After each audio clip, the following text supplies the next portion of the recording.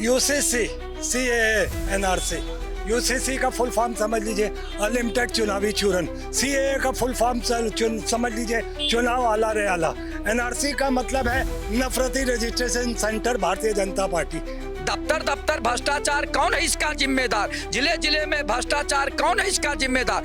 इसकी 4 पत्नियां हैं नरेंद्र मोदी की, चंद्रबाबू नायडू, नीतीश कुमार और चौधरी साहब जो अजीत चौधरी जी के बेटे हैं, और एक और है चिराग पासवान।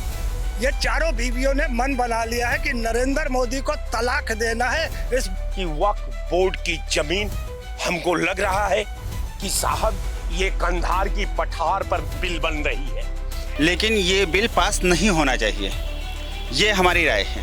लानत मारी ऐसी होली के सौगाते, लानत मारी ऐसी सौगाती ईद की।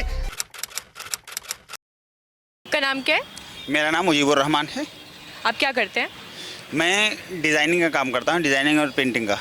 तो जैसा कि हम लोग को पता है कि आज लोकसभा में 12 बजे वक्फ बोर्ड बिल पेश होने वाला है, तो आपको क्या लगता है कि ये पेश होना चाहिए या नहीं, और पास होगा कि नहीं? भाई पास होना हो इसका तो पता नहीं, ये तो सरकार के हाथों में है, लेकिन ये बिल पास नहीं होना चाहिए, ये हमारी राय है। क्यों?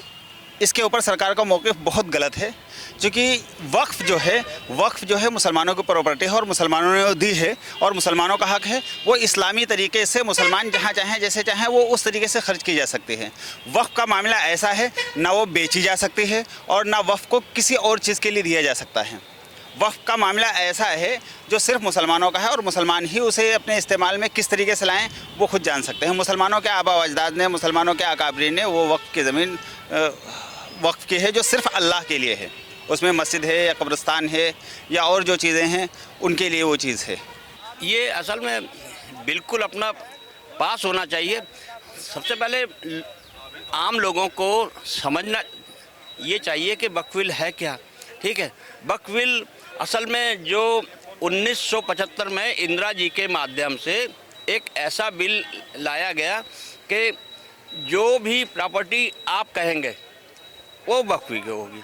पूरे भारत के अंदर मतलब किसी भी संस्था के अनुसार जितनी आर्मी के पास में और रेलवे के पास में ज़मीन है उतनी बराबर इनके पास ज़मीन है। ये ज़मीन कहाँ से आई?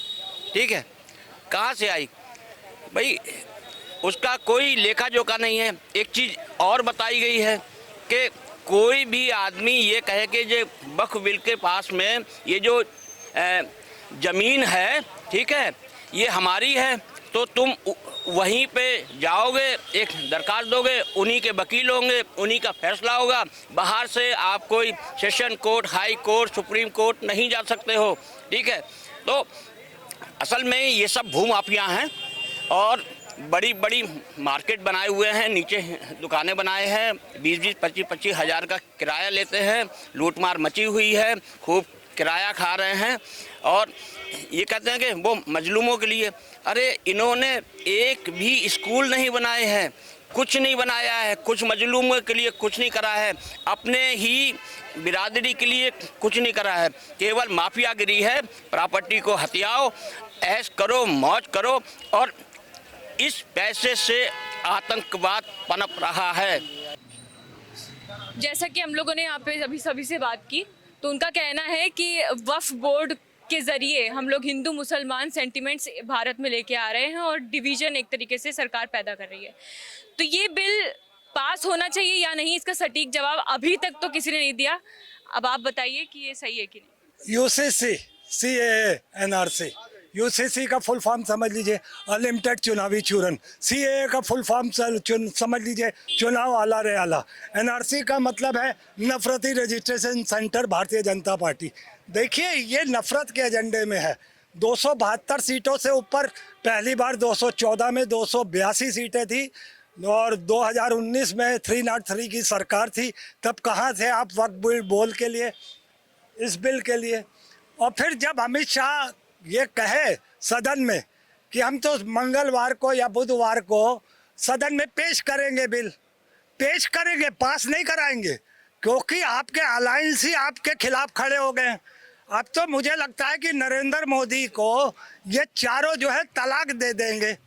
इसकी 4 पत्नियां हैं नरेंद्र मोदी की, चंद्रबाबू नायडू, नीतीश कुमार और चौधरी साहब जो अजीत चौधरी जी के बेटे हैं, और एक और है चिराग पासवान, ये चारों बीवियों ने मन बना लिया है कि नरेंद्र मोदी को तलाक देना है इस वक्फ बिल बोर्ड पे, क्योंकि अगर ये वक्फ बिल बोर्ड लाए तो हम आपका समर्थन नहीं करेंगे। और ये जुमलों की सरकार है, शिक्षा, रोजगार, स्वास्थ्य, नौकरियां, महंगाई, सुरक्षा पर ये बात नहीं करेगी, ये सिर्फ मुर्दों पे बात करेगी, ये मुर्दों पे सियासत करेगी, मंदिर मस्जिद पे सियासत करेगी। देख लीजिएगा जब ये कल 12 बजे का टाइम दिया है सदन में इस बिल को लाने के लिए, बिल आएगा, पेश करेंगे, पास नहीं होगा, क्योंकि ये मुद्दों को अटकाना भटकाने इसके ही राजनीति है इनकी। और इस तरीके से अभी मैंने सुना कि सौगातें ईदी दी गई थी।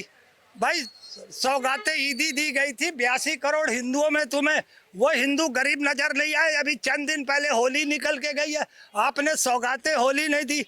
अरे लानत मारी है ऐसी होली के सौगातें, लानत मारी ऐसे सौगातें ईद की जो त्योहार के बाद दी जा रही हो। अब नरेंद्र मोदी ने जो सौगातें ईद दी है वो ईद के बाद देंगे, यानी कि अगले साल के लिए दिए कि इस साल के लिए दिए? प्रधानमंत्री ये तो बता दो, स्पष्ट तो कर दो कि कितना मजाक उड़ाओगे। और तुमने तो कफन बांटने का काम किया मुसलमानों के लिए, ये उनके लिए ईदी नहीं कफन है, कफन है। इसलिए मैं मुसलमानों से कहूंगा उस कफन को लेना स्वीकार न करें। जय हिंद, वंदे मातरम। आपका नाम क्या है? लालजीत यादव। आप क्या करते हैं? हम सामाजिक कार्य करते हैं। तो जैसा कि हम लोग को पता है कि बीजेपी लोकसभा में